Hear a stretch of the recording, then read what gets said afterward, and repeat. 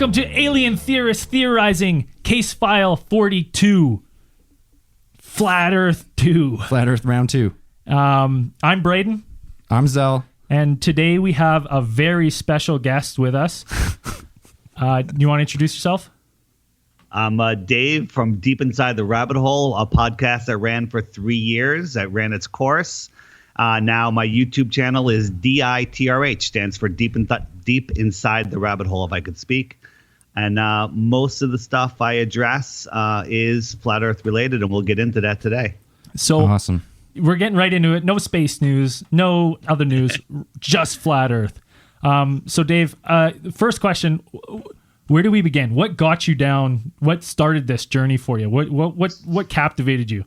So every Flat Earther has the exact same story. And that story is somebody mentioned Flat Earth to them, and they said, that's nonsense. I'm not looking at anything. For 6 months, I had listeners sending me Flat Earth stuff. I refused to watch even a 2-minute video. I banned people from our social media, and I insulted them. I called them names, and I laughed at them just like you guys do. I don't get mad at people for doing that because I was one of them. And then I refused. And one day, a prominent researcher said, "Hey, Dave, you got to look into this." And I looked, and I watched one video, and I watched another, and I watched another. And I said, you know what? I'm going to debunk this. For 2 weeks straight, I dug in, and I came out the other side knowing that we don't live on a spinning ball. The spinning ball is what is completely ridiculous. Before we go into this a little deeper, we're going to hit so many different tangents that you guys, you're not going to know which one to take. But I want to point something out. You guys have a cool podcast. I've been listening to a couple episodes. It's growing. You guys have lots of interesting ideas. But what if I told you that every single thing you guys talk about is not real? We're out of business. We're out of business. No. See, that's where you're wrong. That's where you're wrong. Because I used to talk about the same things you guys talk about. You are literally poised to change your opinion based on new information and then reach the fastest growing, strongest, committed audience there is out there. Flat Earth is going to be mainstream soon, and you guys will be poised to be leading that charge. Or when everyone turns Flat Earth, we'll be the two guys left doing the Round Earth conspiracy. Yeah, we'll be. And we'll that's turn going the to be a tables. lonely show, my friend. Lonely show. It'll It's have not even two listeners. Yeah, My mom and my dad, maybe sometimes. The right now it's in your favor because you mentioned Flat Earth to just Joe on the street, and they're just going to do what I did. They're going to laugh at you, and they're not going to listen, and they're going to throw words out like gravity, science, calculations, Neil deGrasse Tyson, but it's all nonsense. So I'll leave it up to you guys. You ask me a question, I'll answer it. We'll go from there, see where it takes us. Well, to be honest, like if the world's flat, it doesn't affect me my day-to-day life, so I'd be the first to be like, sure. But see, that's wrong. That by the way, I said the same thing. What difference does it make if it's flat or round? That's when you throw your hands up in the air. What difference does it make? And the reason they do it isn't for money. It's for control. And I don't want to throw this out there so early, but it's literally to hide the creator. And I'll use the word the creator. I was a science evolution guy my entire life. I'm not religious in any way before or now. But when you realize the construct of the world that we live in, you know that we're not just created from nothing. This is what heliocentrists believe, that once there was nothing and it exploded and became everything, and then a cell started in the water, and now we're here, flying jet planes. It's utter nonsense. Okay. No, we're getting right into it. We're getting right in real quick. Yeah, go ahead. So explain. So why hide the? Why are they trying to hide the creator? That's my main question to that. This is something, when you walk into I'm trying to think of a good analogy. Like a homicide detective walks into a room and there's blood everywhere, dead bodies everywhere. They don't say, this couldn't have happened. They look for reasons why it happened. It's crazy that this happened, but it happened. They're looking at the evidence and they have to figure it out from there. So why do they do it? It's because we live in a literally satanic controlled world. The people that really control this world, the bloodlines, the secret societies, are Satanists. And just those few families are the ones that control this world. And they need us not to believe that there is a creator, because if we know who we are, where we are, and more importantly, what we are, they have no control over us. But if they keep us living in a low vibration of fear, believing that there is limited resources, limited space, then they have total control over us. Okay, so when we talk about are we talking about like the New World Order? Are they like the Rothschild, Morgan, Rockefeller, that type of crew? Or I would call them the low levels. There's names that we don't even know who they are. You know, the royal families, the Knights of Templar, all those secret societies. I'm not the expert on who exactly they are, because the who doesn't matter. Right. It's the evidence of what is happening in this world. So the real secret societies, the ones we actually don't really know about, not these like mainstream Illuminati, Freemason ones. Yeah. Well, those fucking wannabe secret societies. They're all part of it. You know, the 33rd degree Masons, all these Masonic lodges, all of these, all the different religions are control mechanisms. A lot of religious people will get upset at me for saying that. We definitely could agree on that one for sure. I like this aspect, and had the two flat earthers we had on before got into that, maybe I might have been a little more soiled. But in a sense, but I still don't understand. I can understand they're manipulating and they're controlling everything through fear and stuff, but what does that have to do with the Earth being flat? Like, why does it have to be flat? Why couldn't it be round? All right, so let me explain. Let's explain what the flat Earth, like the main points. I'm going to explain it. Yeah, let's do it. I'm going to explain it. So first, you have to just dismiss everything you think you know about the universe. Easy, Forget done. Everything. We don't know much, so it's gone. It's out. Yeah, and what you know is not right. Just forget everything and picture this. The Earth is all that there is. It is not a planet. It is a plane of existence, a realm, and it's flat. Yes, it has hills and valleys and stuff, but it's a surface that we don't know how deep it is. The deepest anyone's ever dug are the Russians. They've gone down 8 miles. We don't know what's underneath it, but it's all that there is, and it extends out far. Antarctica is not a continent at the bottom of a ball, but rather the outer lands that our small local sun cannot reach and melt. So the flat Earth is a cold place. We live in a thermal pocket where the center, the North Pole, is a magnetic mountain, we believe. But it is magnetic. We have proof that we can do that. All compasses point towards the north. And the sun is very close to the Earth, very small. It's not a burning ball of hydrogen. It's electrical. That's the best way I can describe it. And it circles around it in tight circles in our northern hemisphere plains winter, and then it goes into wider, faster circles in our winter, and in the outer southern hemisphere plains summer. So as that oscillates in and out, that creates the seasons. The story of how the seasons work on the ball Earth is utter nonsense when you really look at it, and that we can get into that in a little bit if you want. But so that's the flat Earth. If you go in any direction straight without turning, you will end up going south, even if you're going north, because once you pass the North Pole, you're going south. East and west are not straight lines. East and west are circles around the center point. Ship's captains that are going dead reckoning east or dead reckoning west, every half hour or so, depending on how fast they're going, they always have to correct to the north to keep their heading of 270 degrees or 90 degrees because they're going in a circle. And the funny thing is, that's true on a globe Earth or a flat Earth. When you're in the northern hemisphere, you can't go in a straight line and head east or west. The only place on a ball, in theory, strawman argument, is if you did it on the equator. But if you were halfway between the equator and the North Pole, you'd have to keep taking a right-hand turn if you're going west, or a left-hand turn if you're going east, to maintain your distance from the center point. It's a lot easier to see this, visualizing when I'm trying to explain it. Draw a little picture in your head. So that's how it works. If you go south, you'll keep going and you'll never come back. If you go east or west, which is circles, you'll come right back to where you are. So people say, Sweet. how do I circumnavigate on a flat Earth?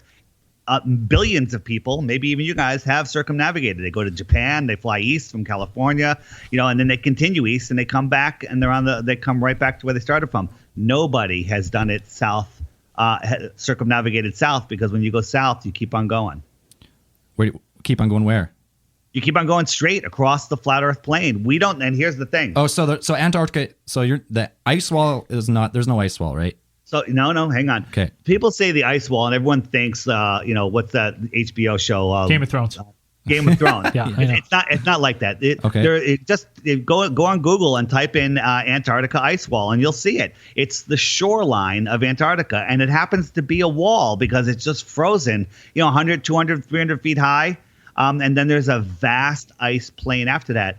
But they have what's called the Antarctic Treaty, and nobody can explore Antarctica. One, they don't allow you to. Two, it's very difficult to travel that far from civilization. Where you're going to get fuel, the cold, the temperatures, and everything. It's difficult. The only people that can go to Antarctica, there's a couple of different companies, all run by the same company, that have tours to the two bases on the shoreline, right on the edge. You can't go deep. They'll take you to a place that they say, hey, you're at the South Pole, but nobody ever brings a compass because the compass wouldn't point to the south. And it's just a little bit inland, and that's it. But it's the shoreline that surrounds us. Like if you're on a big lake, the shoreline of the lake is Antarctica, and everything away from that shoreline is Antarctica. Okay, Dave, that is the Dave, flat Earth. Let's jump in. Let's jump in with a couple of questions because please. You could probably Please, ramble for hours, right? Sorry to go for so You know long. it all. No, it's Okay. One question. So, the North Pole is a mountain, like a magnetic mountain.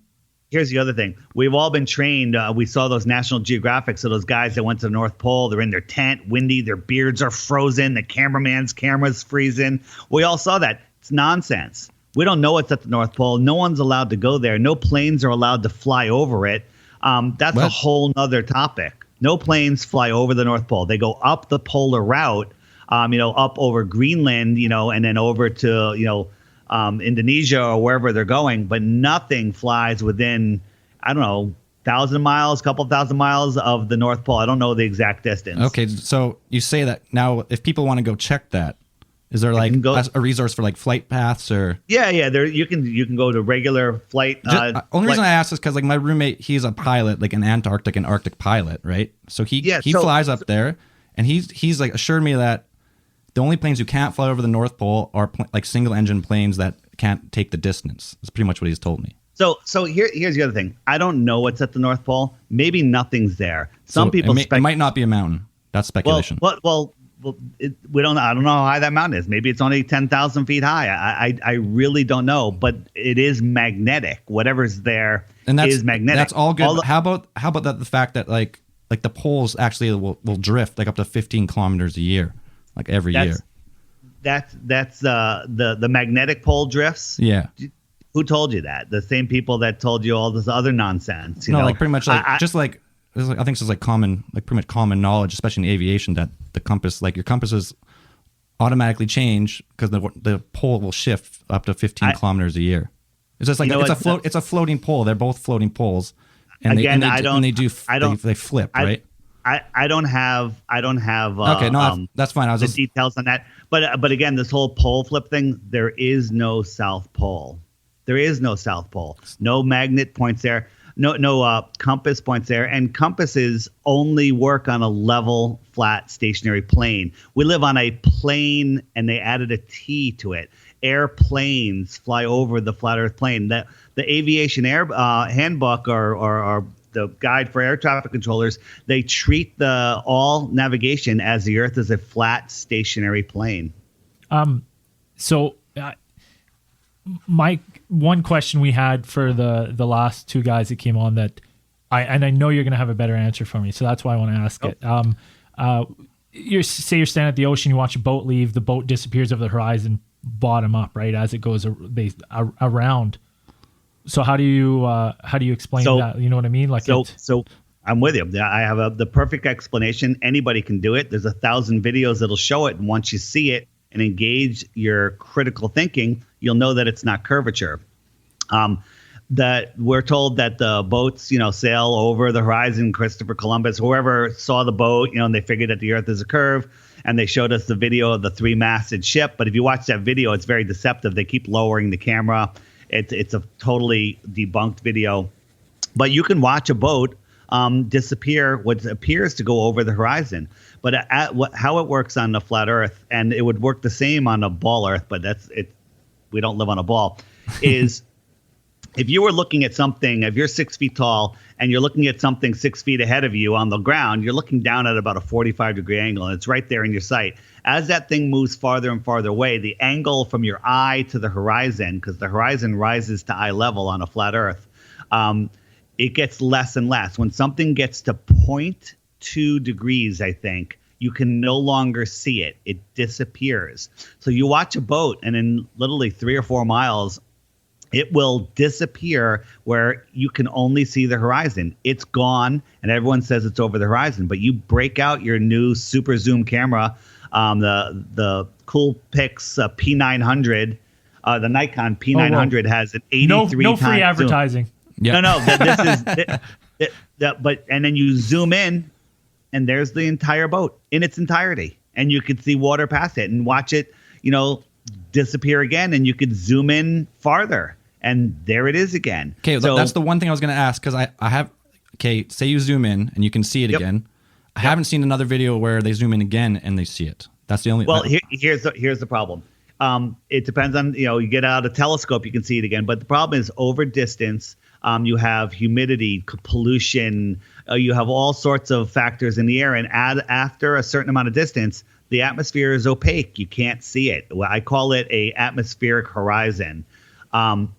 Where it just becomes, there's so much stuff in between you and your eyes that it literally blocks out anything past it, and it becomes sky, what I call sky, because it becomes opaque, whatever color the sky is. Okay. In that direction. In that case, so is the same then on a flat Earth, like all the air then, so it'd be the same every distance. So up, left, right, every direction would be the same distance to the blockage of air? No, because when you're looking up, you're getting cleaner. The thickest air is right over the water, right over the land, and there's the most moisture in it. If you look straight up, the air gets thinner and thinner and cleaner, so you can actually see farther. Let's talk again.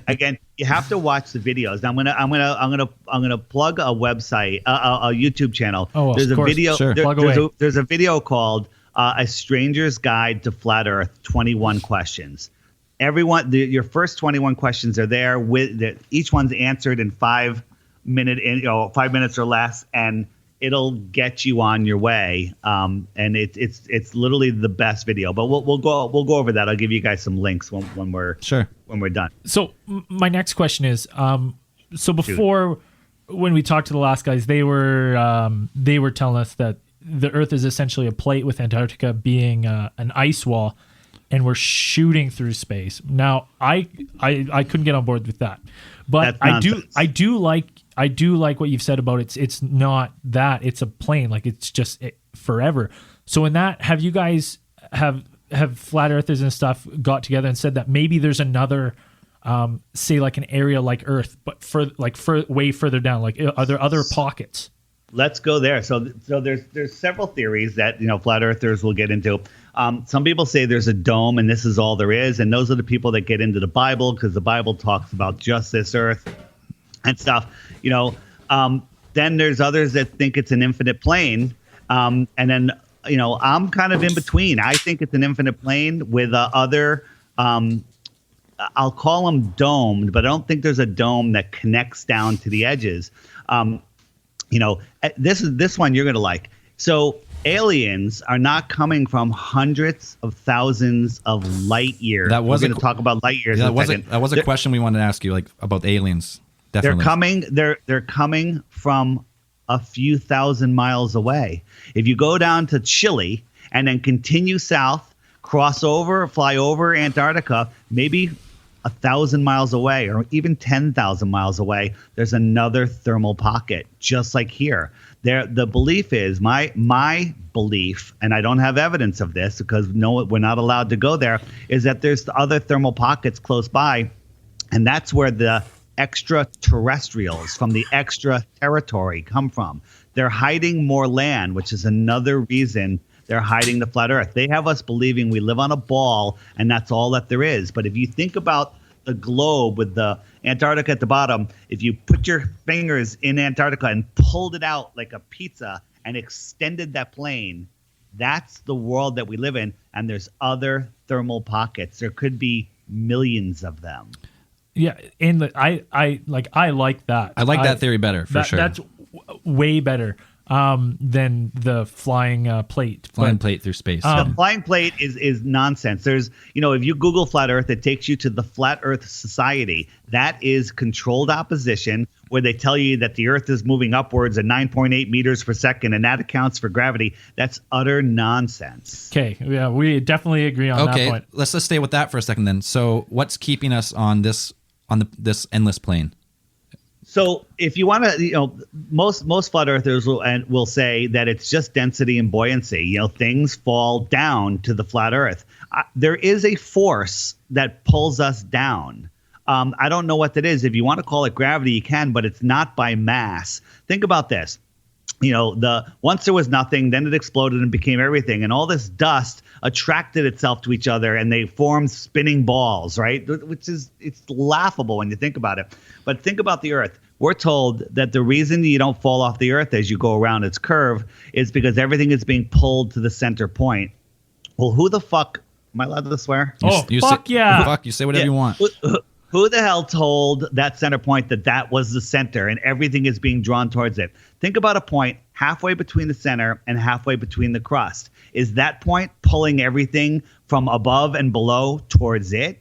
It doesn't work. None of it makes sense. This is what you believe. Heliocentrists believe that the sun is this giant thing that has the Earth in its gravitational grip. And the Earth is flying and falling around the sun just enough where it keeps missing the sun. So it's got it and it's falling around. You do know that's what you believe, right?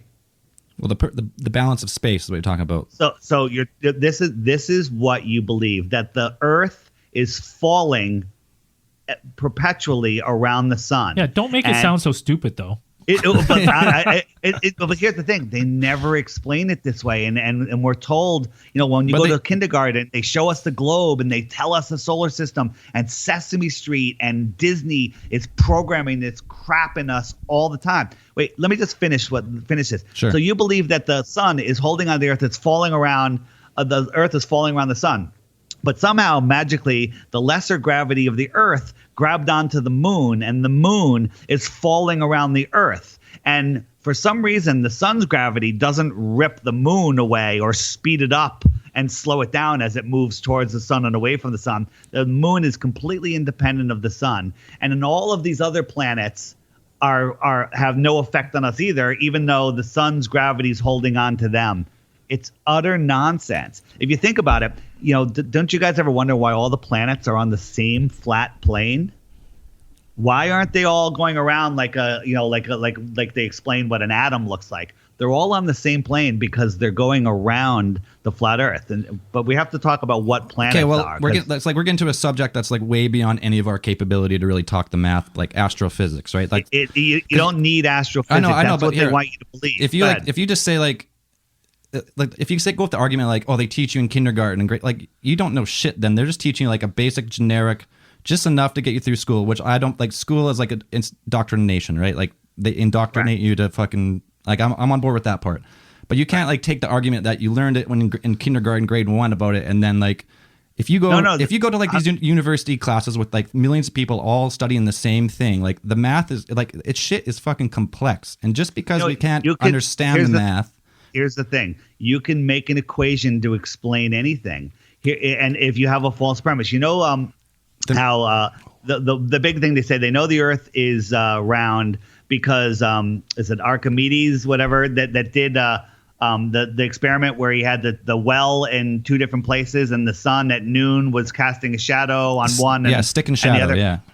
Stick and shadow thing, and that only works on a ball. Well, that's a false argument. It works on a flat plane with a small local sun. Just get two batteries or two little posts and stand them up a foot away from each other on your desk, and then get a flashlight and hold it a foot above one of them facing down. One of them won't have a shadow. The other one will have a shadow. That's how our sun works. I don't think you can't compare the sun to a flashlight. I don't think in an experiment. Well, no, okay, then just get a light bulb. Get a light bulb. Hold the light bulb above one of them, and the other one will have a nice long shadow, and the one with the light bulb above it will have no shadow at the same time. That's what it's. One, that works perfectly. It works better than a ball. And the other thing is, how the heck did they do that experiment back then, 3,000 miles apart? Did they have cell phones? How did they know they were doing it at the same time? And the two cities that they used weren't even on the same latitude. So if he did do it, it was wrong. It's a fake story. I see your argument. I definitely do. Hashtag fake news. Hashtag fake news. Yeah, exactly. No, I see. We definitely see. Like, I see your point, and like if you take a light bulb, right? The light bulb is only like, let's say 6 feet from the thing.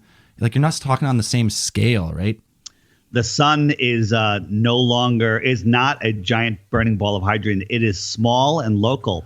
If you watch some older flat Earth videos, they theorize using that stick and shadow thing that the sun is 3,000 miles high and 31 miles wide. Well, that sounds pretty small and pretty close. Well, in reality, it's smaller and closer than that. The truth is, you can't triangulate the position of the sun because it's in a relative position to everyone, from everyone else's point of view. If we were standing on a beach a mile away from each other, and the sun was setting, we'd all see the sun, that streak of sun across the water coming right to our feet. But I couldn't see the one coming to your feet, and you can't see the one coming to my feet. Okay. And that's how the sun. Let's stay with the sun for a bit. So say I was in the Arctic Circle, and you were say where you live. Well, how do you account for the midnight sun then, where the sun never sets the sky? It never sets. You just watch it wave up and down. All right, so there's a lot of videos that show this, and I'm going to explain it to you guys pretty easy. The sun being close, we lose the view of the sun due to perspective and atmospheric horizons, along with some bending of light, but that's a whole other thing. But you can only see the sun at a certain distance. After that, its light no longer reaches you. Light does not travel for billions of miles and billions of years. It goes a very short distance, and it becomes nighttime from where you are. When the sun is doing its small tight circles during our summer, June 21st, over the Arctic tropic, over the Tropic of Cancer. If you're inside that circle, in the Arctic Circle, the sun in its entire circle never gets far enough away to set. So it literally goes around you, and you have the midnight sun. So what would prove that we live on a ball if there was a midnight sun in Antarctica? And guess what? There's not. There's 4 videos that are obviously fake when you look at them. And the question is, why are they faking the midnight sun in Antarctica? It's because there isn't. The Antarctica. Yeah, but you say there isn't, but then if you know, like, I've talked to my roommate a bunch, and either he's the ultimate flat Earth guy, which he's not. He's a pilot, and he's been at Antarctica probably 2 years in his life, and he's been there in the summer, and it's always sunny. Like, it's the same as it's not. No, he's mistaken. Hold on, let me explain. Okay, go explain. There's a difference between sunlight and daylight.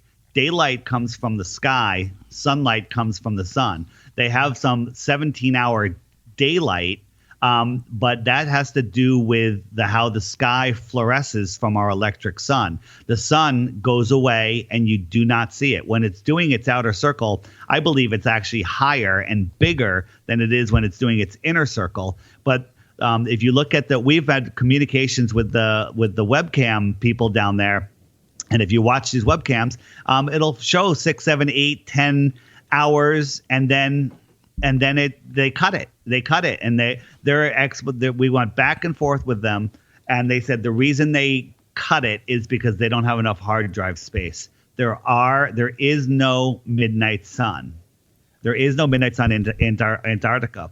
And also another thing that proves that we don't live on a ball is at equal latitudes north and south, you should have fairly close plant life and animal life and weather conditions. At 60 degrees north, there's hundreds and hundreds of different types of plants and animals, and people thriving. 60 degrees south, there's nothing. Where's 60 degrees south? What country? It's getting towards Antarctica. It's down below New Zealand or outwards of New Zealand. But if you look on the map, there's nothing out there. It's waste. There's no plant life. There's nothing at 60 degrees. It doesn't seem that far down. Maybe it's 65 degrees. No, it's pretty far out there. But if you look at it, there's a video called by Rd.2 called "Seasons Prove the Flat Earth." I think it's called that.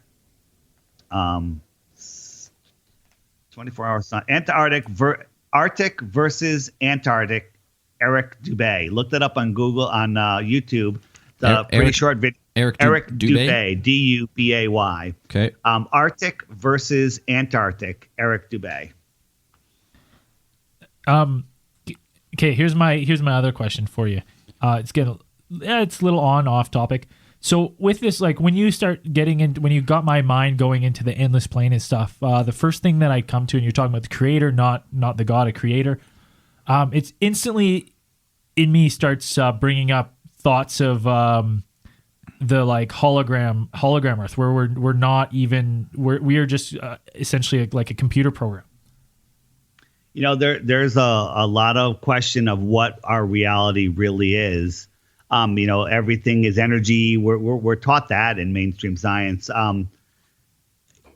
I don't think we live in a simulation. I believe that this is a physical reality that we're in, that we've chosen to be here.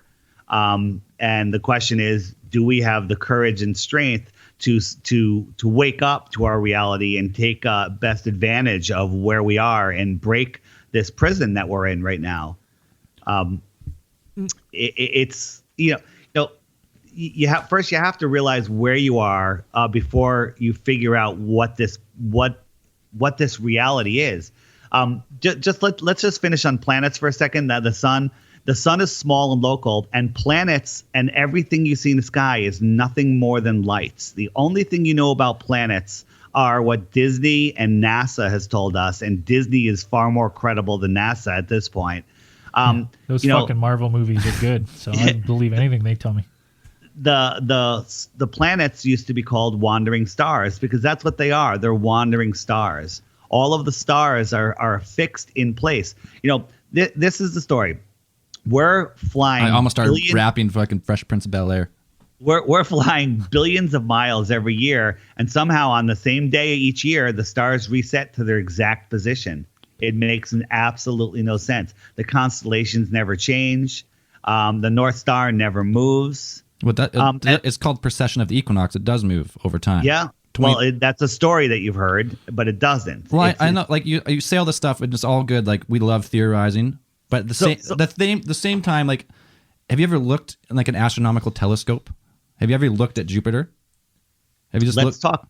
Yeah, I have, and it's a light. It's not what NASA I know, but shows us. So I looked through it.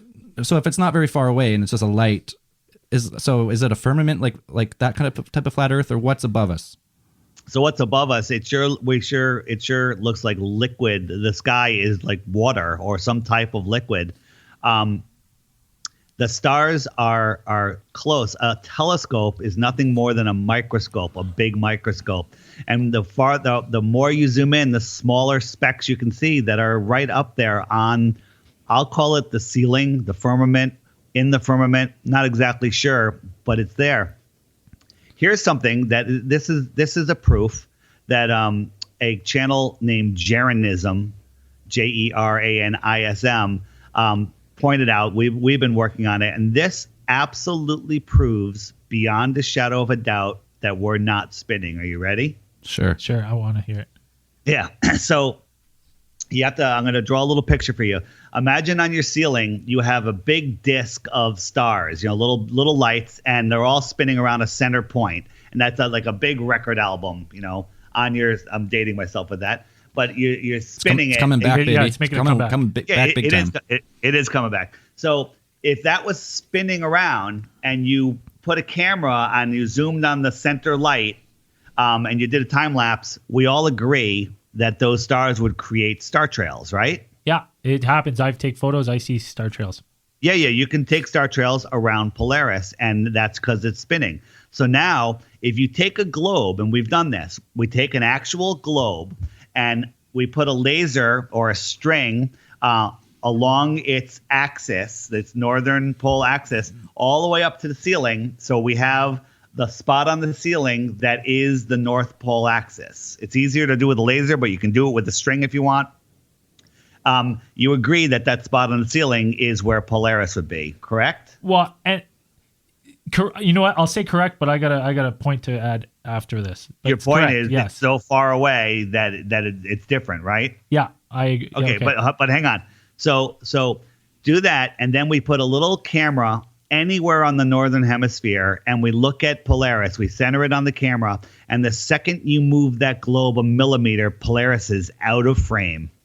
Okay, and the thing is, the farther away you make Polaris, the worse it gets. It's like if you were standing 3 feet in front of me and I had a gun, I could take a pretty different angle and shoot you. But if you were 100 yards away, I'd have to be a lot more accurate. And the tiniest little move, I would miss you by forever. And the farther you are away, the worse it gets. We're told that those stars prove that we're spinning, but in fact, they absolutely, undoubtedly prove that we are not spinning, and everything above us is spinning. So you can do the experiment yourself. You're going back to bedroom experiments, though. Again, like if you put a laser on the globe, I'm going to play the devil's advocate here. Sure. I to be honest, I don't give a. I'm not even sure you guys aren't just figments of my imagination. To be honest, like this is all just part of. You guys are all just living in my world that I created. So I'm good with any theory, but my thing with this is I've been taught that the Earth it not just spins, it also wobbles. Yeah. Right. So you can't mimic that by just putting a laser pointer on a globe, because the Earth. So wait, hang on. The wobble takes 26,000 years to do one wobble. 23,000. We're talking whatever it is. We're talking 24 hours or even 12 hours to make a half circle of star trails. And that all go around a center point. It does not work if we are moving. The only place to film that would work is if you were exactly on the North Pole, looking exactly straight up at Polaris. Then it would work. But as soon as you move away from that North Pole, you cannot keep Polaris in that camera frame. It will move. It will move right out as soon as you start moving a tiny, tiny bit. You know what? This is honestly. Why haven't we should start a GoFundMe where we try to get funding for a jet plane, and let's just go. Let's fucking go. We tried to go to Antarctica. You can't. One guy did it, and they said, "Hey, we're self-funded. We're going." And within an hour, they was getting phone calls, emails. They're like throwing up red tape. No one's allowed to go to Antarctica. There's a 57 countries or whatever are on this treaty, and people in the past people have tried and they've been met with military force. I think some people have been jailed, some boats have been sunk. Nobody can go. We tried to rent our own boat and just go just to do some measurements. We want to film the midnight sun, and it cost like $100,000, and it was ridiculous. Well, but it cost the money because of the lack of like there's no resources in Correct. Antarctica. That's why it costs the money. But Okay, Listen, if let's- NASA, okay, we weren't done with space. We weren't done with NASA space. wanted to, we'll go back to space in 1 second. Okay. Just on this. If they wanted to shut the flat Earth down, they would take us to Antarctica and let us film the midnight sun. Game over. But they can't. Yeah, but you can go as a tourist to Antarctica. But you can't. No one can go and film the midnight sun. You can only go at certain times of the year and so certain only in the places. summer. You cannot.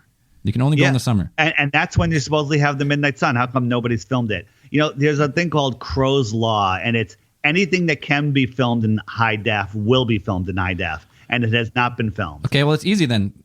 Get a GoFundMe from all. If there's enough flat earthers, I'm sure everyone There's pitching a $1. lot of us trying to do it. You send David GoFundMe. Weiss down to Antarctica, we wanna come for and the we'll come trip. too. We'll come too. It'll be fun.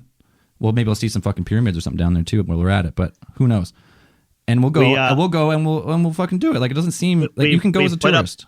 We put up it costs like $15,000 or something to go. We put up bets with we have a lot of Ball Earth trolls out there, and we said we put up bets. Let's go, and the winner pays for both trips, and no one steps up to the plate. I got it solved. Isn't like Kyrie Irving and some other like pro athletes? They're flat Earth guys. 15 grand is a penny. It's a penny for them. They're not willing to throw their careers away on it. Steph Curry is going to sign a $240 million contract. He can afford to fucking throw you a nickel. But he doesn't want to throw that away, so he's not going to do it. That's why they brought Shaq in, the Freemason, to blow it up and say he was only kidding. Fucking Shaq. No one believes Shaq. Okay, I just want to go back to space for a bit because, like, obviously, like, we're big fans of space, like planets and all that shit. It's fucking cool. Planets. So I've planets looked, are not rocks in the sky. Just remember. Okay, that. but you watch them. You can see if that's a wandering star. You can see our sun is a star. Let's say. It's fucking glowing with it's either electric sun or whatever science you want to believe it is. Let's say the planets, they look like if you zoom in close enough, you can see moons eclipsing on Jupiter. You can watch Jupiter spin. You can watch it spin. You can see lights. Things spin. I'll give you that. So why does that? I was saying, like, if everything in the universe, everything we know, like everything's like a vortex, like everything spins on this planet, like tides spin, weather patterns spin, like everything's based on like a spinning globe. And like space is spinning, like everything is. It just makes more sense that everything is spinning because everything we witness and all our like laws of physics, everything's you're spinning. making a lot of assumptions there. I'll even go tie a blindfold, walk across the field. You start walking in a circle. Everyone does. I can't argue with that. I don't know. I haven't tried that. I think I could walk across the field straight, but I'd probably veer off course because I don't have my senses. Everyone does. And here's the thing: you always do circles to the right. So hey, let's talk about. You guys believe that the stars you see in the sky are other suns, correct? But my thing with the flat Earth is why not? Why can't there be an endless up? Like, say we are the plain bottom. I don't know. The existing there could bottom. be more levels up there. I'm not talking about that. I'm talking about what we see. Yeah. You believe that those other tiny little lights in the sky are suns, some bigger, some smaller, some the same size as our sun, correct? Well, not necessarily just a sun in a ball. I believe that they're a galactic. I don't necessarily think we're seeing one ball. I think we're seeing galactic light, like the light from an entire galaxy filled with suns. Let's talk about the star Sirius. Is that a star like our sun? That's what we're told, right? Yeah, Sirius A and B, isn't it? A dual star system. Yeah, okay. So those are stars like our sun. So now let's think about our sun and the Earth. The sun is like one of those big gym yoga balls, and the Earth is the size of a small pebble right next to it. Agreed? Sure, probably even smaller. Okay, even smaller. So now imagine that you're on that pebble, and that sun is an inch over the pebble, and you look up. All you can see is the sun. It encompasses everything, correct? You can't even see its curvature because it's so fucking big. It's right over your head. Agreed? Well, okay, I will agree in that sense, that close. But I think if it's that close, I'm going to give you an analogy. Okay, perfect. So we're on the Earth. We're on the real Earth, and the sun is a mile over our head. It's all we can see. It fills the whole sky. There's nothing else you can see. We both agree on that. Now we're going to move that sun 93 million miles away in 30 seconds. It's just going to move 93 million miles away. It goes from the size of everything we can see to the size of a dime held at arm's length. Agreed? Yeah. Okay. Okay. What if we doubled that distance? Do you think you could still see that dime-sized sun that went from, remember how big it was? It went 93 million miles and it became the size of a dime. We're going to put it another 93 million miles. Do you think you could see it? Yes. I Not the size of a dime, It but would you'll be be like able to see it. maybe like a pinhead or something. What like if we the went head of a nail. What if we went 8 times that distance? Yeah, but now you're Do you talking think about after a distance matter of perspective, like it's a diminishing curve. I'm pretty sure.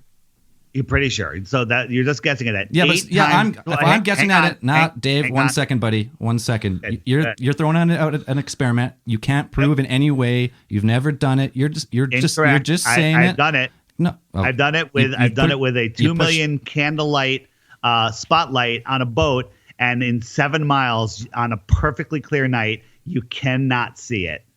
7 miles is not far. That's right. You can see. And You can see 93 a flashlight across the valley if you flash it. Yeah, Like- but I'm saying this sun, if it went 8 times the distance, it would. You're saying you still can see it, but I'm not even talking about that. You're talking of that's a light hour. 8 times the distance of our sun is 1 light hour. 24 times 8 times that distance, right? Which is close to 200 times is 1 light day, right? And you're talking about stars that are light years, hundreds of light years away. It's utter nonsense. Light is an energy, just like any other wave. It only goes a very short distance and it peters out. But- we've been lied to about everything. But the thing is, Dave, for me, that experience doesn't work even with your own state, because you said the air is the thickest by the water and stuff.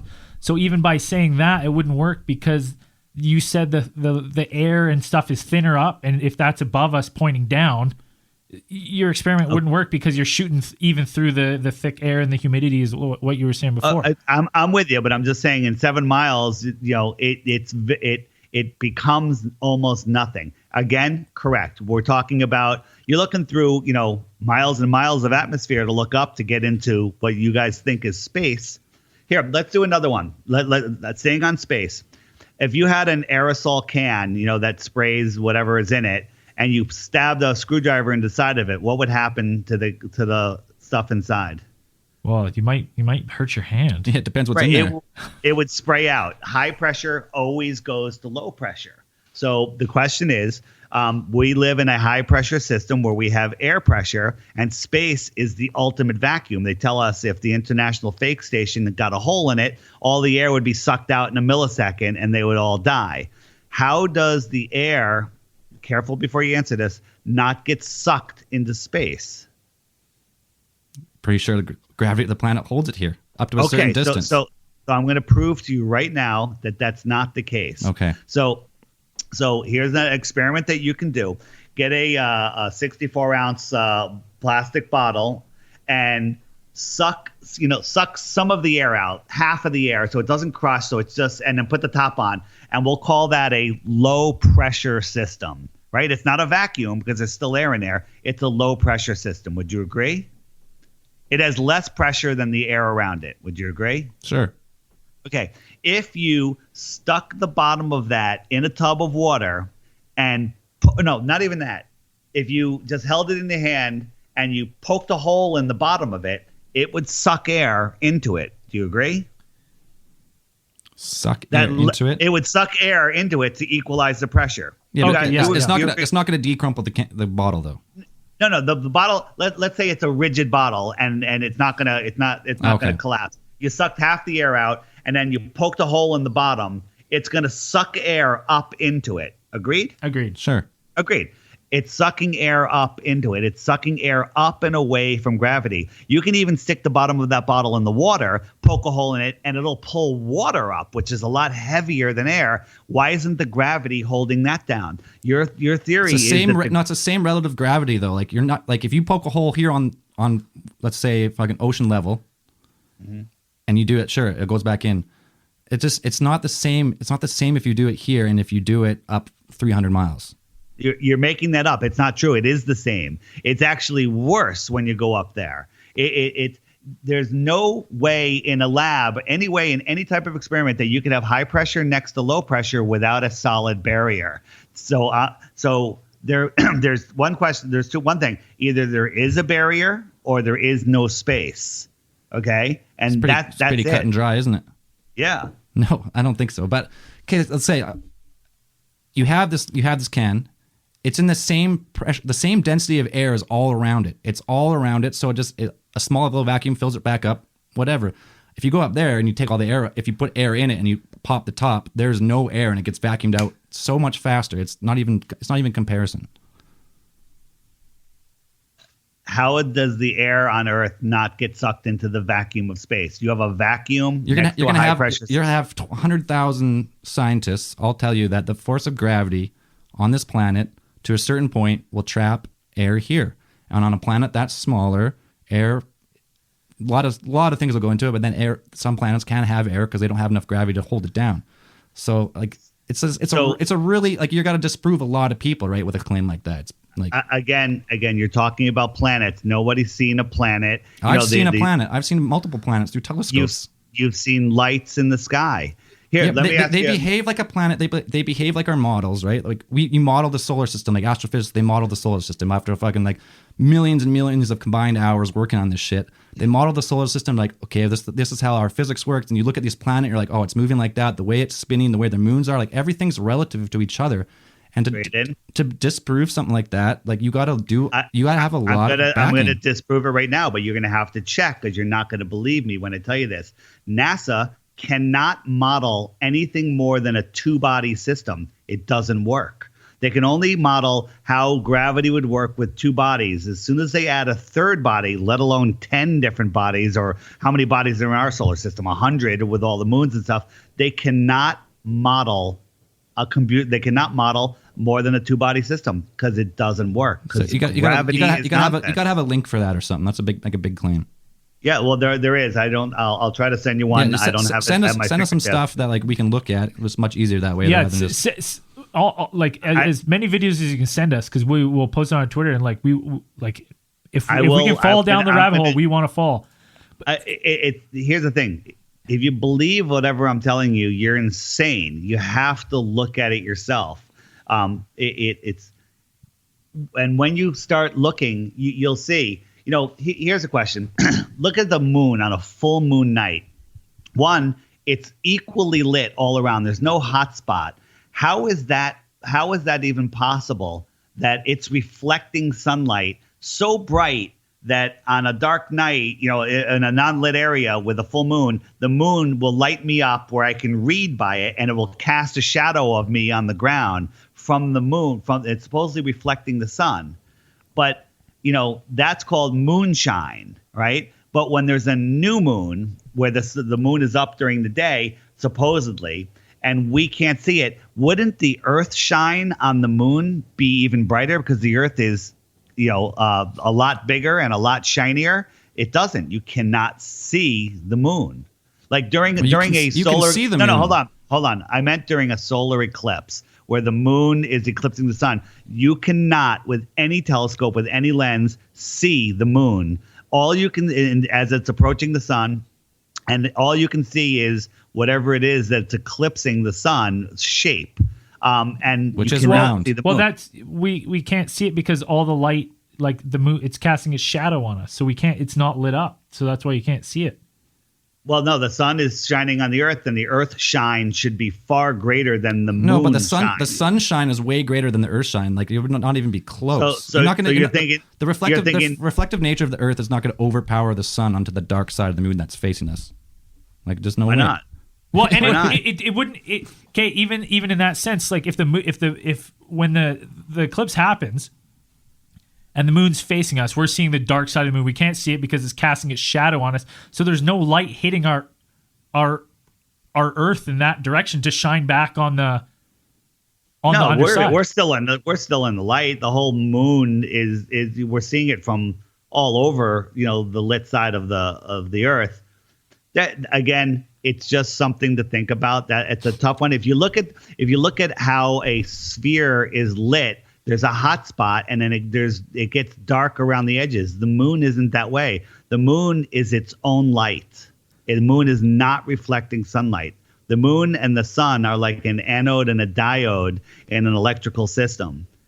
And the phases, I believe the phases of the moon are caused by the sun, but electrically, not by reflecting light. Dave, I have a question for you. With all the technology coming in SpaceX, and they want to do pass their planes to space. Let's theorize we get you on one of these flights into space, and you see the Earth. It's a strawman argument. I agree. If you get me on a flight and get me into space, I'll agree that I'm an idiot and I'll institutionalize myself. Okay. But SpaceX or NASA has never been into space. Have you guys watched the landings of those rockets on the rafts? Have you guys watched any of that? I've seen the one, yeah. I've seen a couple. I've seen the one that landed and they resent. Why? It's nonsense. I mean, they're landing these things with a little flame pops out, and if you watch the video, it's all broken down, and it stops this multi-ton tower landing on a raft in 20 knots of wind while it's heaving and pitching in the wind, and it just lands perfectly. And no one's there to see it. They got one camera, and the camera always craps out, due to a bad satellite connection, which is nonsense. And they don't have any video of it. It just magically lands. Well, hey, it's like the worst magic trick ever. Time will tell on that one. That's a big magic trick. That's a lot of money to spend it's either that or just an amazing feat of human ingenuity to do something like that, right? Because you can watch the rockets take off. They do take off. So where do they go? Well, hang on. That's another thing. Rockets are nothing more than helium balloons with fireworks on the bottom. They go up. You got to source it. You got to source it. I'm going to show you. We have tons of video. We have tons of analysis. We've discovered so much. They go out over the ocean and they ditch them in the ocean. Within a minute or two after launch, they switch to a cartoon, and that's all you're watching is a cartoon. See, you have to. So here's a channel everybody should go to. Jeranism, Jeranism. If you watch his last 20 videos, you'll be a flat earther. Okay, I've watched a lot of flat Earth videos, and I'm still not there. Yeah. So maybe I'll check those ones out. Yeah, we'll have to check those ones out. So now you're saying there, because before when we talked to the last guys and we asked them if they could be disproved, they said no. They said it's all a lie. There's no proof. There was nothing that could change their minds. But you're saying that if proof were to come, you would change your ways. Oh, I am willing to anything. I am willing to change my opinion based on new information at any time. I am not attached to the flat Earth at all in any way. I'm attached to the truth. And once you start looking at the nonsense that we're taught, I mean, you believe that we're spinning at 1,040 miles per hour. That's almost twice the speed of sound. While spinning, we're going 66,000 miles around an elliptical orbit around the sun, which is a speed that you can't imagine. While doing that, we're chasing the sun at almost 700,000 miles per hour. And while that's going, the galaxy is moving at like 2.2 million miles an hour in another direction, and we feel none of this. And the stars never change. If you think about it, it's nonsense. But the stars do change, and the reason you can't feel us moving, we're on a closed system here. It's like if you were going on a bullet train. The bullet train's going 1,000 miles an hour. You're on it. You're going 1,000 miles an hour one way. You can stand up and walk back the way the train's coming. You're going 1,000 miles an hour, but you can it's relative. You can still walk backwards. So hang on, you're incorrect. And I've done this. I've done this test myself. If you're on a train going at a steady speed on a flat, perfect, you're not speeding up, you're not slowing down, and you're not going up or down any hill, and you walk towards the front of that train, and then you walk towards the back of that train, there is a massive difference. If you start running towards the back of that train, your strides are going to get so long, and you're going to fall flat on your face because you'll be slowing down. If you try to go forward, it's like running uphill. It's an argument that people just believe, and no one tries. I can buy that one because I remember being on the BTS, and when I lived in Thailand, and you running down it, you do get some momentum going. So I definitely can agree with that one there. But you're on a closed system traveling that fast, and you can still move around freely backwards. Like it's a tough one, right? That's a really tough thing to prove. Now, Dave, I'm not sure if you listened to our first. And I'm not smart enough to prove my own. Hang on. You said that's a tough one to prove. It's not. You guys made a statement saying that if you do that, you won't feel anything. And I told you I did it, and you do feel something. No, you're just saying that we're going so fast that how could like I've heard the argument before, like, oh, we're going so fast. If I jump, why don't I fly back at 1,000 miles an hour? I'm not saying that at we're all. on like a relative system. So like I'm traveling 1,000 miles an hour right now. We all are relative to each other, but so we don't feel like we're moving. So wait a minute. If I'm in northern Alaska and you're on the equator, you're going 1,040 miles per hour. I'm going 300 miles per hour. Can you agree with that? On a ball. I don't really know the math behind that. Well, but that is the case, because like if I'm 100 feet from if I'm a mile from the North Pole in a 24-hour period, I'm going to spin a mile radius circle around the North Pole. Yeah. So I'm literally moving at like a couple miles an hour, right? Less than a mile an hour, because I'm going to travel a short distance. But you're at the equator, you have to go 24,000 miles in an hour, so you're going about 1,000 miles per hour. You agree with that? Well, I can't agree with that because I don't know. I kind of see what you're trying to get at, but it's still all relative. You're still spinning at the same speed. You're not spinning at the same speed. You're just traveling at different. If you put your laser on the roof, like you're saying, you're going to spin a smaller circle. So hang on. Your laser's not going to wrap around the Earth faster. But both lasers are still going to spin the same speed. No, you're going to spin the same circumference, the same number of degrees in a day. So just think of a globe and put a tape measure around the equator, and let's say it's 24 inches. Okay. Yeah. So you're going to go 24 inches, 360 degrees. Then if you put a tape measure from Alaska, keeping it at the same latitude going around the North Pole, you're only going to go maybe 5 inches, right? That circle is going to be 5 inches. So you're going to go 5 inches in 24 hours. But the whole ball spin, like say if that was a tennis ball and you spin it, the whole ball spins at the same speed. No, that's not true. The ball spins at the same everything goes around at the same number of degrees in the same period of time, but they travel different distances. You're going 24,000 miles on the equator, and I'm only going a couple hundred miles in Alaska to make a full circle. Okay, I think we're getting into math that we don't know. But let's say, hang on, Dave, this 1 second. is important. Go ahead. Same thing. You come back to the same spot every time at the same time. That's what I want to just put that baseline down.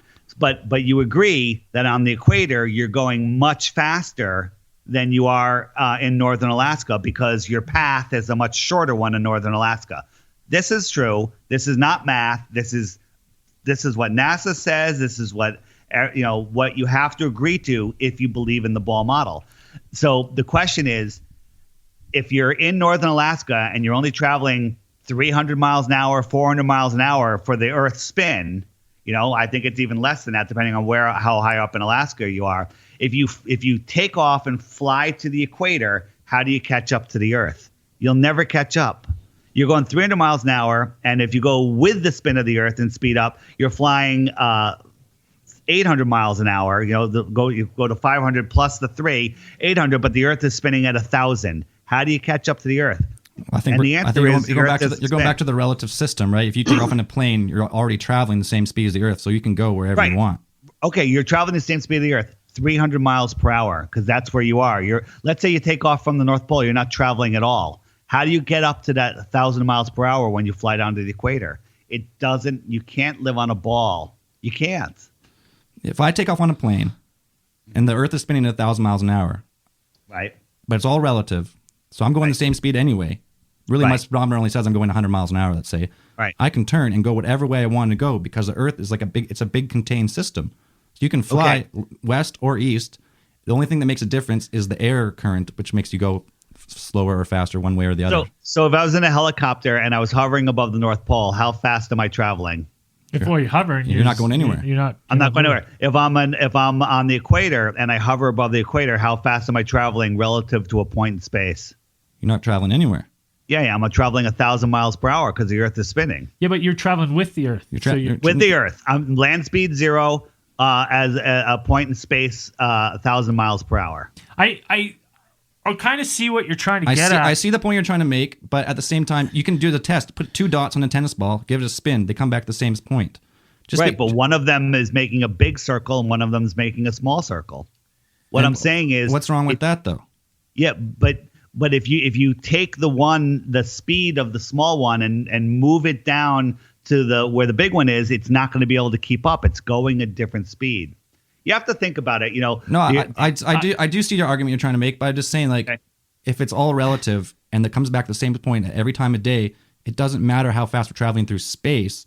The relative speed on this planet is the same if you're at the North Pole or the equator. But anyways, we could talk about it forever. Let's go with some more points about the flat Earth. One more thing I wanted about space. If you're in what you're on the East Coast somewhere, New Jersey or something. Yep, East Coast. So you look up at the stars, and then you call your buddy up in Australia, and you both take a picture of the stars that same night. They're going to be different. Absolutely. So let's picture this. You're in a room with a regular 10-foot high ceiling, and it's got lights, inset lights on the roof, right? And on the ceiling, correct? You with me? Yeah. And now imagine that room is the size of a city, okay? And it's flat. It's the size of a city. It's a big, gigantic room, and you're lying on the floor on one end. I'm lying on the floor at the other end. Are we going to be looking at the same lights? Absolutely not. Well, that's the lights are very close to us. The lights, you're only going to see the ones close to you, and in a short period of time, the way your eyes work, the floor is going to converge with the ceiling, and you're not going to see anything past that point of convergence. So, I'm not sure how do you explain, say, like the aurora australis then, because we could maybe agree that northern lights, say on a flat Earth, if the magnetic north is the mountain, you could say that the Arctic Circle gets the northern lights, and that's why they see it, and it trickles down, and then you start to lose it down in maybe where you are in the East Coast, New Jersey. You probably don't see it very often, very rarely. Get down to Mexico, they probably don't see it at all, and then you start getting southern, and they start seeing it again. But if you're talking about flat Earth, how does that work? How do you think that works for like the auroras? Because we're big on auroras here. Love them. All right. You guys ever hear of Nikola Tesla? Yeah, I love Tesla. Yep. Okay. So Tesla knew how to pull all of the energy you need out of the earth, and JP Morgan shut him down because you couldn't bill the people for it. He had the Tesla Tower built in Long Island where he was transmitting free electricity and communications anywhere, and it worked at the World's Fair. And when JP Morgan asked, how do you bill the customers? He said, you can't. They shut him down, and JP Morgan had the corner on the market for copper wire and, electric meters and whatever. And this is the prison that we live in now. We have to pay for the power that's free. Yep. The Earth is a giant battery. The North Pole is the anode, and the ring around us that we call Antarctica is the diode. And the salt water in between connects the currents. And the dome above is, you ever see one of those lightning balls? What are those called? Where you touch them and your hair stands up. And so I believe that the aurora borealis has something to do with that. Not the one with it. So the dome comes closer to the ground in Antarctica, in the outer southern regions. And that's what you're seeing. You're seeing the electrical current crossing over what I call the domed ceiling. So the dome then would end at like the Antarctic, like around us, right? So like the endless plane. Don't know. But you're saying that we could be encapsulated in this kind of a dome. A lot of people say if you put a dome over us, that just makes us another prison dome rather than a prison planet. Yeah. I personally believe that the plane goes on farther. That there's other realms, other worlds, just a few thousand miles away, and whether they're not allowed to come here, they don't know about us. That's a good question. I don't know the answer to that. Maybe some of them are here. Maybe lots of them have come here and settled. A lot of people say that. The certain races of people are aliens. Well, I think they're extraterrestrials, not aliens. Right. Extraterrestrials come from the outer lands. There's a video on my channel, DITRH, called The Outward Flow of Civilizations. And it talks about how ice ages work and how our sun is born in the north and it expands its ring over time, and it pushes the ice out farther. And then when it gets far enough out, the northern hemiplane, the inner part, freezes again, and a new sun comes out with the outer sun. So it's a ringed system. This is just a theory, but there is some evidence pointing to its possibility. And it's called The Outward Flow of Civilizations on the DITRH YouTube channel. Definitely check it out. Dave, on our first podcast, see, I think you flat earthers are getting close to my own personal theory. I think everything will go infinitely large and it can go infinitely small inwards. So I like to think it as the toilet roll tube Earth, where if you think as we're standing in the middle of a toilet roll, and it goes infinitely large, infinitely small, infinitely left and right. I'm not smart enough to... Wait, so the tube goes one way really small and one way really big? Yeah, so now from here we can go out to space and it gets larger and larger and larger, and we can't fathom even how large it gets. Right. To the point where at a certain thing looking back at us, we're microscopic, and then you can take a microscope and look smaller and smaller and smaller, and it just keeps going, and we can't fathom how small things get and how large things get. Well, that's fun to think about. Let me ask you another question. Yep, the International Space Station, which I call the International Fake Station, pretty good technological accomplishment for mankind. Wouldn't you agree? I'd say so, but I'm guessing you wouldn't. So when they built it modularly, I'm not exactly sure how they built it. The guys at Mission Control would be orchestrating most of this. Wouldn't you agree? Well, yeah, they would be a mission. Yeah. Yeah. So you got your astronaut construction workers up there in their clunky spacesuits that don't blow up like the Michelin Man in the vacuum of space because they're magical. But skipping all of that, how many cameras do you think they would have beaming information back during the assembly of this thing so Mission Control could make sure everything was screwed and bolted airtight? How many would you think? I don't think there's any really. Once you're up there, I don't think that's up to you. The Mission Control can't really do shit for you unless you have a problem.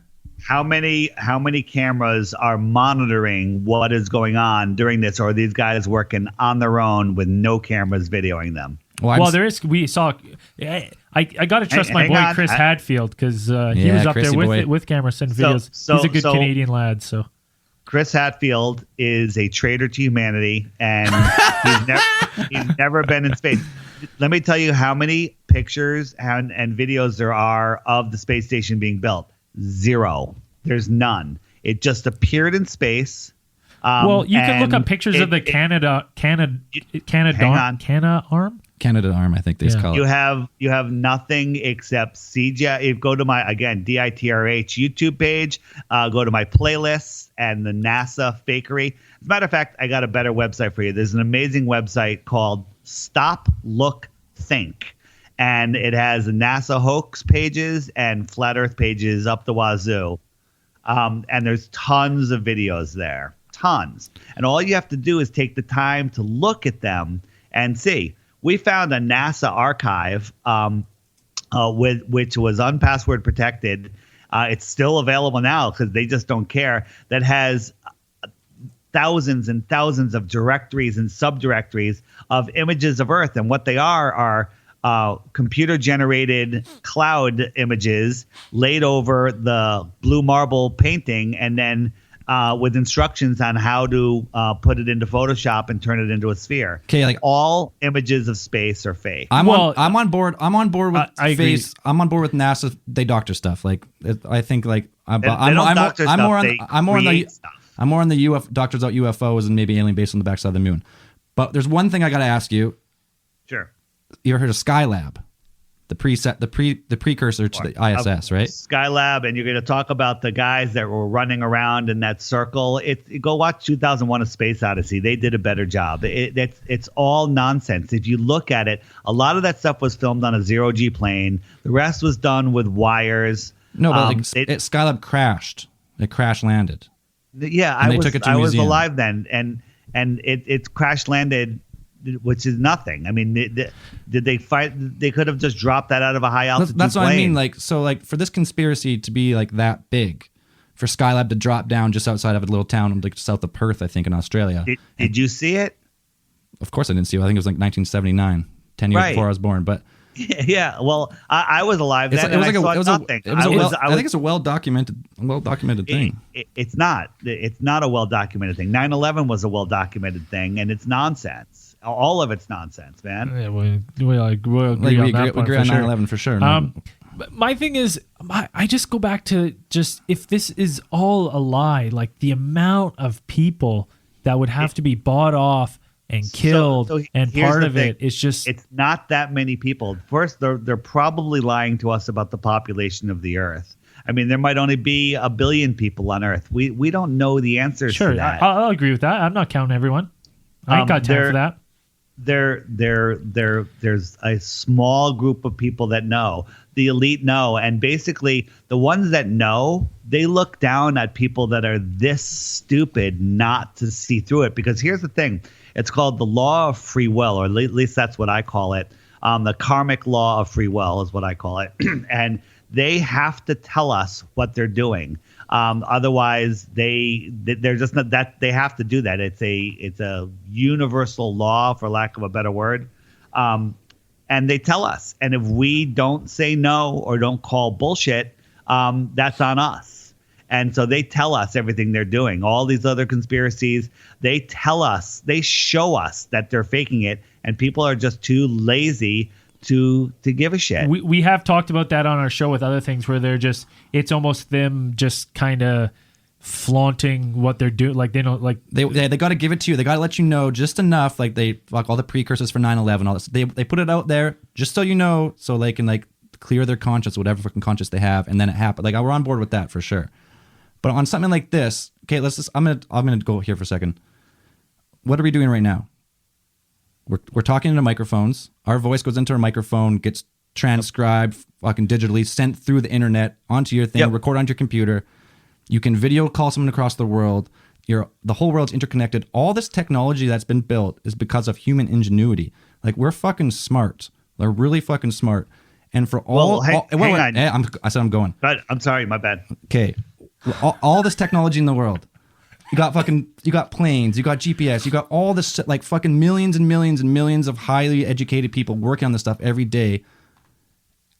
We're fucking smart. If these elite, very small group of elite would have to come up with all our technology, all our space, all our telescopes, and there's no fucking way a bunch of fucking greedy ass motherfucking bankers can come up with all this technology. Or Just give us just the truth and be like, oh, they'll never figure it out. they just have So to hang fund on. it. Let me answer all of that. One, it's not the bankers. It's money is just a belief system. Money is a way to control us. They don't need money. They have us. We're slaves. We're doing everything for them. All they want to do is take our money. Money is sigil magic. We put all of our energy into this money, our energy. That's what they want, and they control us with it. They hang these little paper notes in front of us, and we dance for them, and we do whatever they want for them. Oh, and do I fucking dance? Yeah. No, So we're on board. We're on board with money as like as a control factor, and the elites do rule through controlling the banks and the IMF and like the whole world system. Like that's not debated for sure. But I'm saying like those people who control the money don't control astrophysics. They don't know all a million different fields of technology. That's like that's private people that they fucking come up with that. Like people are smart. So you're this is where you're mistaken. All the big corporations, they're all controlled by the elite. There's only a few families that own, the massive high percentage of all of the big corporations. They're all involved in this. Satellite technology. There are no satellites. It's all done with cell towers. You don't know where the computer chip came from. It could have come, we don't know where it come from. It didn't come from an alien crash. It's other technology, and they're giving this stuff to us. They're giving us an opportunity. Who's giving us the technology? Who's giving us? Who gave us the internet? Who gave us all this technology? It's not just a group of the elite. But I know in conspiracy, like the elite and they is like the all powerful term, but that's where this comes into play for me is all this technology, all this audio gear I have in my fucking thing, my guitar, like my truck, like it was all done by people. Most of it done by people tinkering in the garage, and they come up with an idea. And eventually, yes, it does get bought up by all. Chip. It all gets built up by the big corporations in the end. And at the end, yes, they control the technology in the end. But the initial technology is done by normal people who are fucking smart. Some of it is, but the computer chip didn't come from a normal guy in his garage. This stuff was given to us. Our language is given to us as a weapon. Our words are weapons. We don't realize the power of our words and our thoughts. They teach us that our words and our thoughts have no power, but that is the opposite of the truth. And we use them against ourselves. We beat ourselves up. We watch the news, which basically just depowers us, and we say things that steal our own energy from us. The elite don't use words. They use sigils and what we would call magic to communicate with each other. You know, they have their signs and symbols rule the world, and we're blind to that. Dave, we're starting to run out of time here, so let's. You want to give us one more thing? What do you think everyone should know about the flat Earth cause? Give us one more. So it's not a flat Earth cause. It's not a belief. It's not even a belief. People believe they live on a spinning ball, and people that research know that we do not live on a spinning ball. What I say is, if you're sick of the flat Earth nonsense, turn off the TV for 2 weeks. Turn off the radio and start digging into the flat Earth. Go to the website stoplookthink.com. I also put a link in the chat here. I don't know if you could share it with the podcast. It's the ODD 24/7 Flat Earth feed, where he runs some of the best Flat Earth videos 24/7. And there's a live chat there, and you can go ask a question. But I have to warn you, don't go in there and say, "Oh, you guys are retarded or bullshit," because you'll be banned instantly. We're not about. We're not about that. I'm telling your listeners because it is an emotional thing. Nobody likes having their ball taken away, and they get upset. So go in there, or they're in this plane. Watch a couple videos and say, "Hey, I'm new here. DITRH sent me. I have a question. Can somebody direct me to a video?" And one of the mods will pop in the video that you need. Just ask a question. But the thing is, it's going to take you a week or so of digging in. And let me tell you something. When you do, everything changes, because then you could start seeing through the other nonsense like nuclear bombs. Complete and total fake. There are no nuclear bombs. Okay. Nuclear power? The nuclear power is just boiling water with chemicals that get hot in the air, whether it's plutonium or not. I'm not 100% sure, but it's not nuclear fission. It's just boiling water with chemicals that get hot when they're exposed to air, like potassium. But it's done in water, though. Like the tanks are water. Yeah, well, they keep them in water so it doesn't, I'm just kidding. That's a whole nother thing. Like whatever. Yeah, that's a whole other thing. But there are no nuclear bombs. Dinosaurs never existed. Okay, wait. Nobody has ever been in space. I'll say no one's walked on the moon. I'll agree with that. But dinosaurs. Let's go back to dinosaurs really quick. Fucking dinosaurs. Okay, I'll just tell you a quick story here. There's a place up north called Tumbler Ridge, and you can walk. And in the bush, in the woods, in the middle of fucking nowhere, these kids were walking along the river, and on the riverbed in some hardened rock, there's dinosaurs print, and they just found. That was 2 years ago, and they've started excavating the area in the middle of nowhere, and they found the first dinosaur skull. I know all about it. When they didn't find a dinosaur skull, they're lying. There are no dinosaur skulls. None has ever been found. They'll find one tooth and some crushed up bones, and they'll give it to an archaeologist whose job requires, and they say, "Hey, figure out what dinosaur this was," and they make up a dinosaur. Well, let me ask you a question. How did a stegosaurus have sex?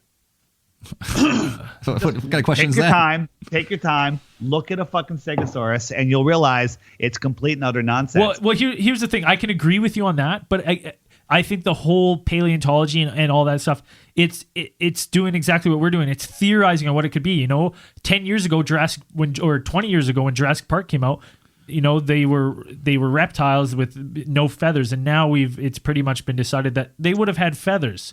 So I think it's evolving. It's one of those things evolving, and they're trying their best to theorize on what they could possibly have looked like. Answer when you're. Go ahead, Dave. Yeah, go for it.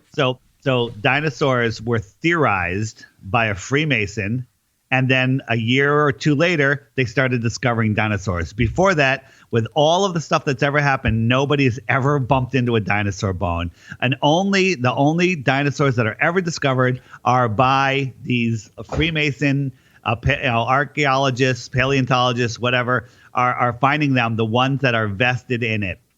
Every museum that has dinosaurs that you've all seen, ask the curator of the museum, are those the real bones? And they'll tell you, no, they're not. The real bones are locked up. And most, real people that are studying paleontology, they're not even allowed to see them. No, on the webpage stoplookthink.com, there's a tab called dinosaurs under hoaxes, I believe.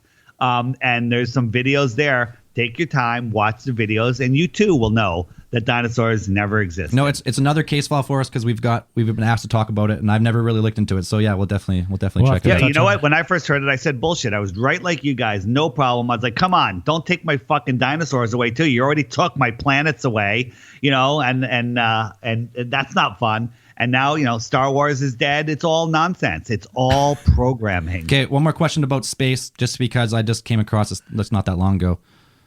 The Japanese Himawari 8 weather satellite that takes photos from 22,000 miles out. Every 10 minutes. Yeah. Every 10 minutes. Thoughts? That's we found the archive on that. There's a YouTube channel called Archer Sage, ARCHER space SAGE. He walks you through these files and shows you 100% that they faked that they're all fakes. They're composite overlays put into Photoshop and turned into a ball.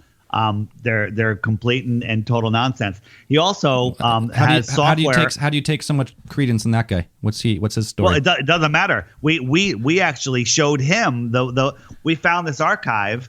Jeranism actually found it, and there was too many photos to go in, so he did a video and asked people to go through it. And this guy went through it, and he's good with going through photo files and being able to analyze them. There's a program that's a photo forensic program that can take any photo and analyze its compression and tell you what camera it was taken from, right? And they took the photo. Those aren't even photos. These are literally illustrations that they're saying are from the satellite.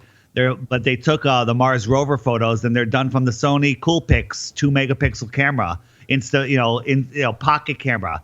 Okay. We get it. It's faked. We'll look into the video because we can spend a lot of time on it. We got a couple more questions though. Braden, you got one? Shoot. Yeah. Oh no, I'm going to ask him his top 5 after. We got some fans who are shooting us some questions. Yeah, just a couple questions from fans. How are fans listening to this? No, we just have just questions on Facebook. Nothing's live at the moment. Okay, what do we got here? What about plate tectonics and volcanoes? Who sent that question? Annie Marie. Just curious. Was that Annie from Orlando? Maybe. If it is, hey Annie. Plate tectonics on a flat Earth can work the same way, and the volcanoes can work the same way on a ball Earth. We don't know what's under. We're told on a ball Earth that they show us the cross section of the Earth, but no one's ever gone farther than 8 miles. They say that the center is liquid, metal, and there's no liquid metal that has magnetics. As soon as it becomes liquid, it loses its magnetics. So none of that can be reproduced in the lab. The solid core is actually nickel, though. I think, isn't it solid nickel core? But that's what they think. I'll agree that we don't know. We don't know. Yeah, we don't know. So on a flat Earth, to me, plate tectonics, make sense too. Was there ever a Pangea? I don't know. I don't think so. Okay, just on that same question, is there because there must be in a big community, there must be certain people who just okay, I'm going to tackle plate tectonics and volcanoes on a flat Earth. How would that work? Is there a guy that does that?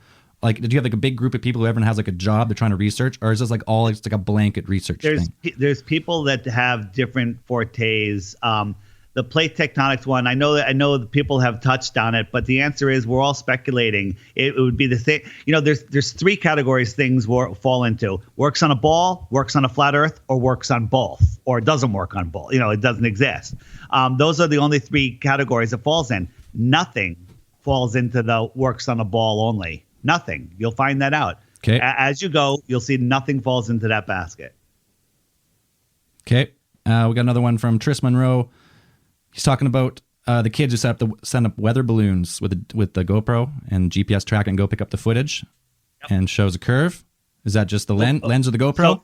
Yeah, the GoPro shows a curve when it's on the ground. It shows a curve. We sent up a balloon. A flat earther by the name of Rob Skiba sent up a balloon with a pro camera, non-GoPro, specced out the lenses and everything. Showed how it doesn't show curve no matter how you twist it or turn it. Went up to 81,000 feet, flat as can be. But that's 10,000 feet higher than Adam from Mythbusters, who was up in a MiG and said he saw the curve. Even though the GoPro was showing, all sorts of curves, and then he said he saw the curve, but we're up at 81,000 feet, no curve. Now, my question with that is, so even with that GoPro, you're going up there, and some of the ones you'll see the Earth and it's definitely curve. I'll give you the curve of the GoPro, but you see the darkness of space and the edge of the Earth. But it's dark up there. Is that just because you can't see the light? Is that because you're saying the light, that's just not where light's hitting? So the light doesn't travel forever.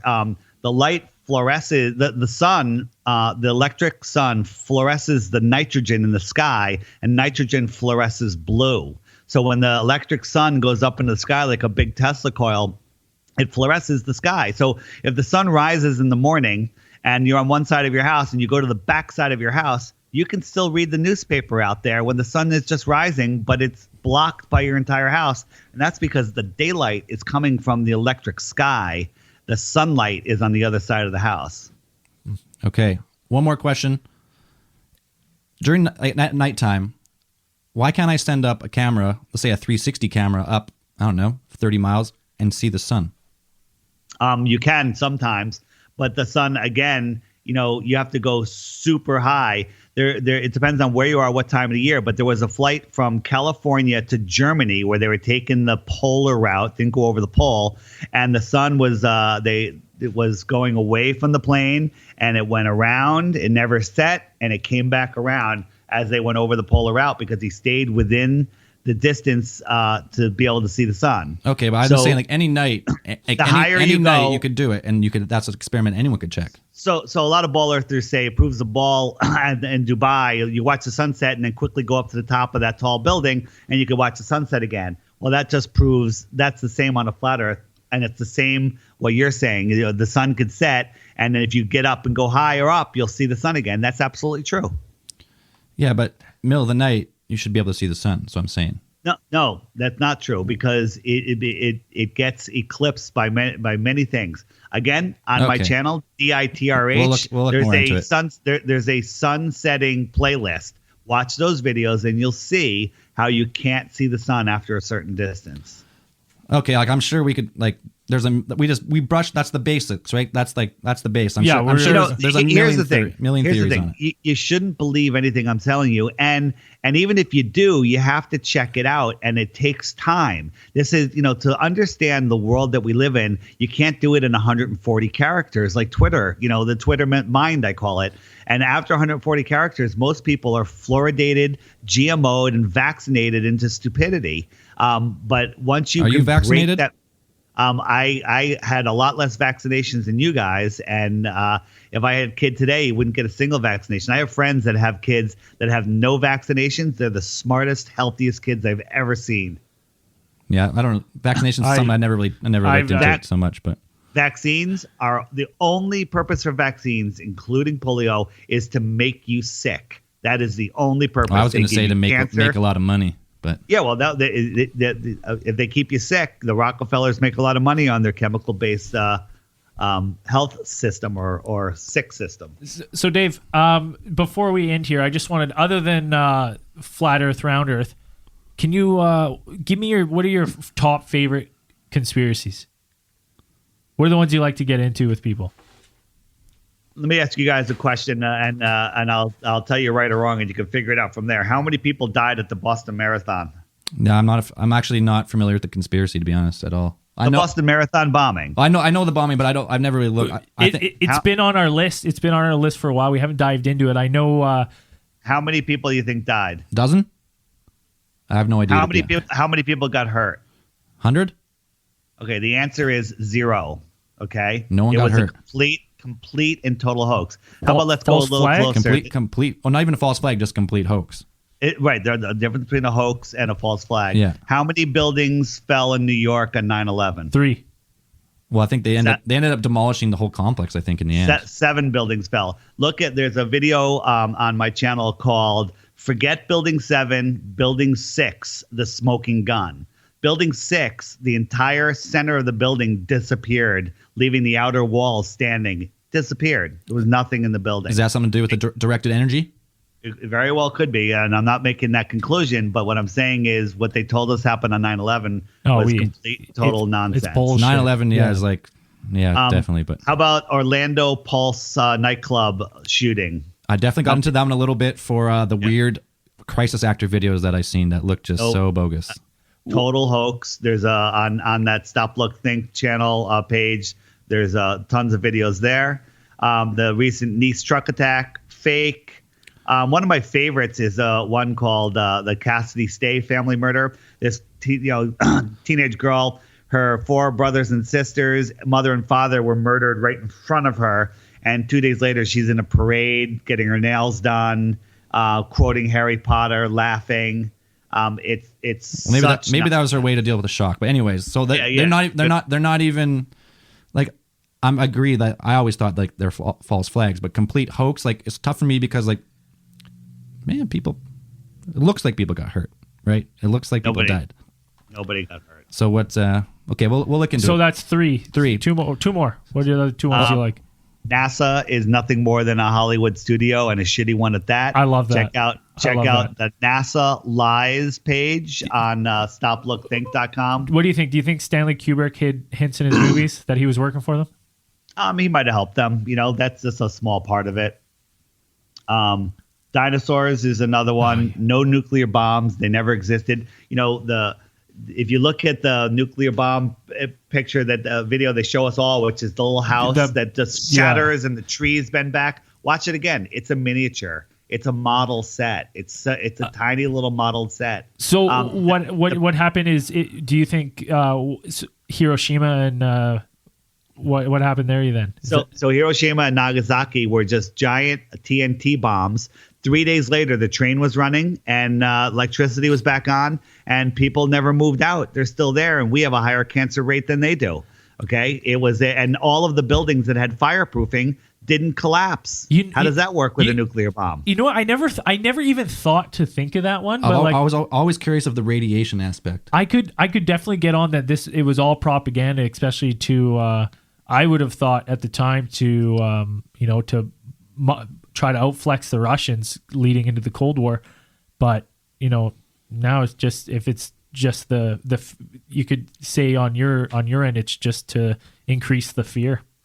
It's keep everyone in fear. And a nuclear bomb, the world destroying. It's going to end everything. It's complete and total nonsense. It's not real. There are no nukes, and there's a no nuke page on that website also.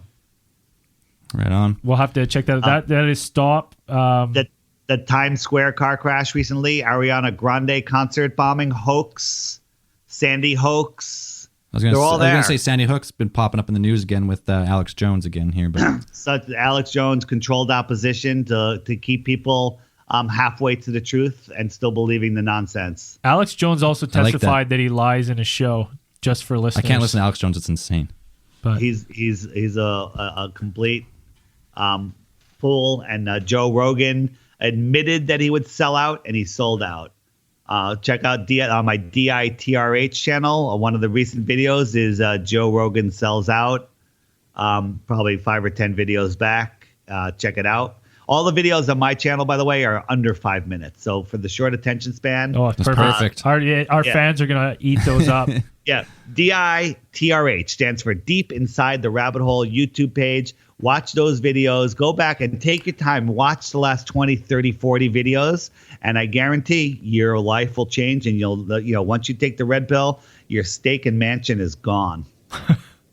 Dave, again, thanks. You got anything else to plug? You got Twitter, no. Facebook? So in November, there's the Flat Earth International Conference in North Carolina. My YouTube channel is the best place to see the videos I make. And there's a lot going on. We put up a Flat Earth billboard outside of the Philly airport. It made the news. It's going all over the place. A 60-foot billboard that said Research Flat Earth. And it's making some waves. And we got a whole bunch of other billboards going up. And Flat Earth, when you realize the importance of it, it really shows you that all of this other stuff, which is important. Oh, the other thing is chemtrails, geoengineering. I heard you guys make a comment on that's a weird one. But they're spraying our skies. There's no doubt. Oh, the question 100%. is, I've heard the videos. Right. I've seen the patents, but not every plane in the sky is a chemtrail. I don't think not every, but now David Keith and his geoengineers at Harvard University have announced that they're doing it starting in the spring of 2017. Well, guess what? We're past that. They're out there, and the chemtrailing in the last couple of weeks has been worse than I've ever seen it. And people have just got their phones, their noses stuck in their scrying mirrors, and have no idea what they're doing. They don't see anything. Yeah, there's definitely a good case file there for sure. Dave, again, I just got to thank you for coming on. You're probably our most well-spoken guest we've ever had on, and it's been great listening to you theorize with us here and inform our listeners. I appreciate it, guys. It's good talking to you guys. Yeah, Dave, we put you through the ringer a little bit, which was good, and we love the way you handled the questions. Right? No one's. I got a little mad there a little bit, but that's expected, right? And nobody likes having their ball taken away. It's easy to fool somebody. I still got my ball, but it's easy to fool somebody. It's harder to convince them they've been fooled. But what I'm saying is, take your time, go through the videos. ODD 24/7 Flat Earth Live will blow you away, and it'll lead you down all the other channels, all the other suggested links. The mods in there will help you if you ask a question, and all you have to do is take the time to look, and then you will see. Perfect. Right on, brother. Appreciate it. Stop drinking fluoridated water. Get a distiller and drink. Good news for us water. in BC. We don't fluoridate water since the last 30 years here, I think now. But nice. All right, so yeah, that's that. We're gonna have to wrap it up now. So Dave, thanks for coming on. Awesome guest, probably the best guest we've ever had on. Much better than the last. Yeah, you've definitely represented experience. the Flat Earth very well here. I think anyone listening will definitely start looking at videos. Other than that, look up for another case file coming in a couple weeks, and as always, keep those eyes on the skies.